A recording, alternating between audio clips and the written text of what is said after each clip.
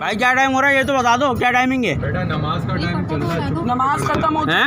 नमाज खत्म हो नमाज का टाइम चल रहा है? टाइमिंग है यहाँ पर कितने बजे तक की है? 1:30 बजे तक की नमाज। ये टाइम क्या हो रहा है भाई? 2:17 हो रहे हैं। मुसलमान नहीं हो गया भाई, नमाज का टाइम चल रहा है। नमाज की टाइमिंग लिख के लगाओ ना तो भाई यहाँ पे।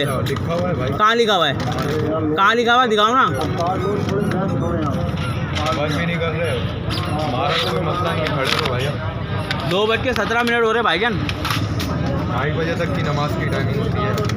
कहाँ लिखा हुआ है मेरे को दिखा दो तो भाई, जरा बाहर तो आओ गेट के पास। यार, कम से कम कोई तरीके कार तो बनाओ। यहाँ आके खड़े होके तो देखो, आप आओ तो बाहर आके पता चले आपको। टाइमिंग होती है भाई जनाब। यार भाई आप यहाँ आके खड़े होके देखो 10 मिनट।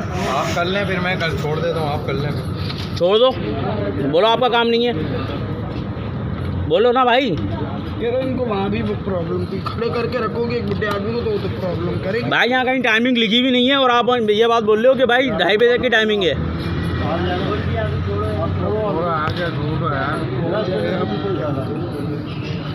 वो भी इतने सारे साथ